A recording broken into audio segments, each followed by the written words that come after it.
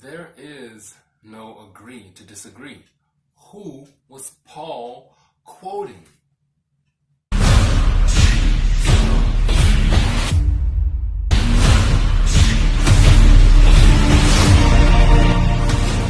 Alright guys, so in this video I'm going to continue showing you scripture upon scripture that Paul was indeed quoting the Septuagint.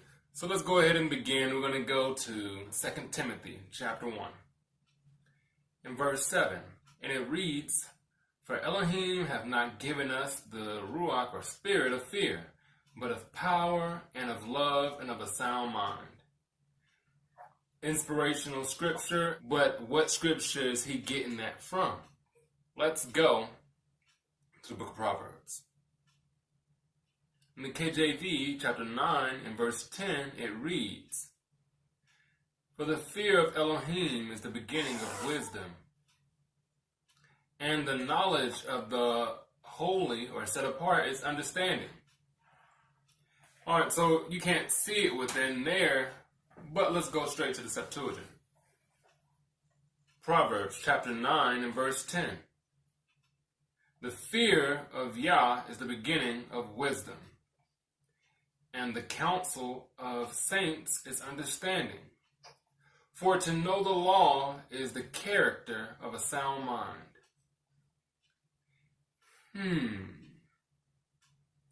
There's power within the law. There's love within the law. And the character of the law is a sound mind. I don't think I've ever heard that throughout the scripture. The next scripture that we're going to show is Hebrews chapter 4 and verse 4. And it reads, "For he spake in a certain place on the seventh day on this wise, and Elohim did rest on the seventh day from all his works." Alright, this is seen in Exodus and Genesis, but I'm going to use Genesis chapter 2 and verse 2. And it reads, "And on the seventh day Elohim ended his work which he had made, and he rested on the seventh day from all his work which he had made." With this scripture, guys, in the contradictions, in my contradiction video, which you can check out, I discussed how, if you look at that closely, it's saying not only did he work, he finished on the seventh day, and he also rested on the seventh day. Meaning it was completed, all his work was complete on the seventh, inside of the seventh day, and he rested too. It says "and." If you look in that verse, it has "and." So there's two things that was done on the seventh day. But in the Septuagint, listen to what it says. Genesis 2 and verse 2. "And Elohim finished on the sixth day his work which he made, and he ceased on the seventh day from all his works which he had made." Okay, now guys, like I said in the other video, if you look at it, it says on the sixth day in the Septuagint, he finished his work.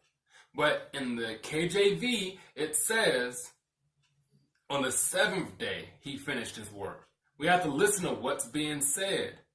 And we can't just use logic to try to say, "Oh no, this is what it meant," or "this is what it actually meant when it says this." That's just like somebody saying to their spouse, "I said this, but I meant this." It doesn't work that way. What's being said is what's being said. Just like how we're gonna have to take account of every word or every idle word that we say. Everything has to be taken into account. Let's go on to the next one. In Ephesians 4 and verse 26, it reads, "Be ye angry and sin not. Let not the sun go down on your wrath." This one, as I was searching through Proverbs and Psalms, I noticed it, and I was like, oh, wow, I never saw this when I was reading through the KJV. But listen to what it says in the KJV. Psalms chapter 4 and verse 4. "Stand in awe and sin not.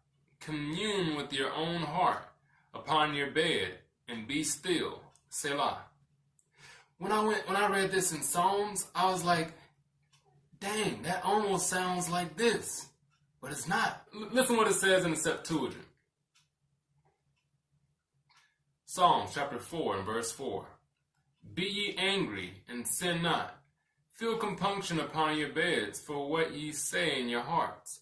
Pause. That's a direct quote right there. It says exactly what Paul was saying. Be ye angry, but sin not. Let's continue. We are in Romans chapter 3, in verse 18. And it reads, there is no fear of Elohim before their eyes. In Psalm 36, this looked a little weird to me. Tell me what you guys think in the comments about this. In verse 1, it reads, the transgression of the wicked saith within my heart that there is no fear of Elohim before his eyes. Like that sounds like somebody just said, that dude over there said within my head, XYZ. Tell me what y'all think. That sounds a little off to me. But tell me what y'all think. Now, check it out in the Septuagint. Psalms 36 and verse 1. The transgressor, that he may sin, says within himself, that there is no fear of Elohim before his eyes.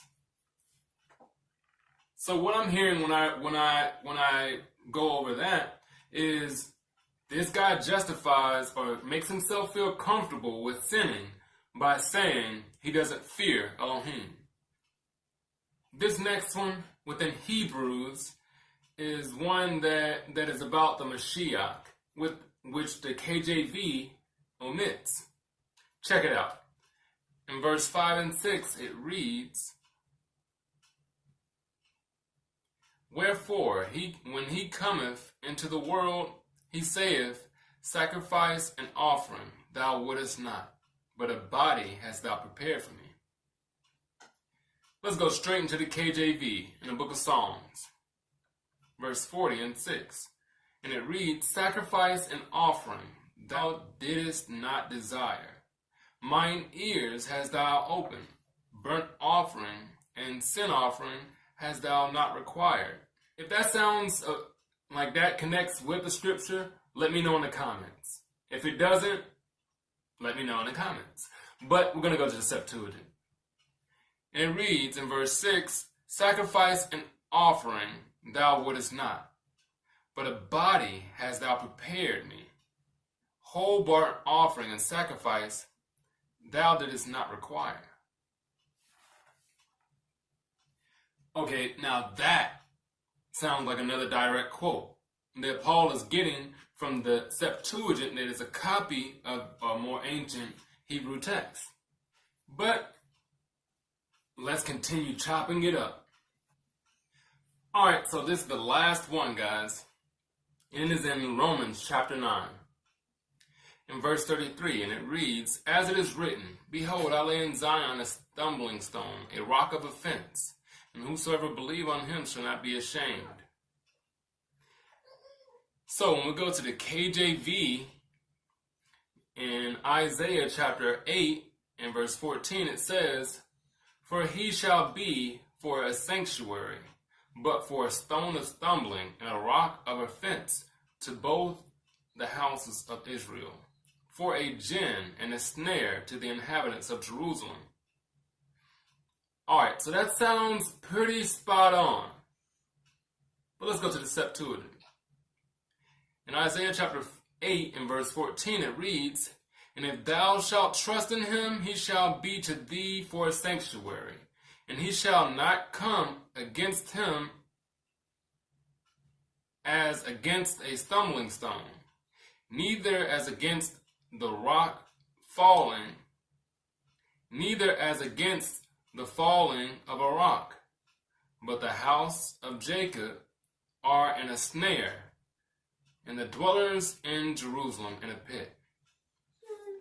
So, from what I see within this text, Paul seems to be quoting the text that is written more after the Masoretic text rather than the Septuagint. looking at the wordage of the two.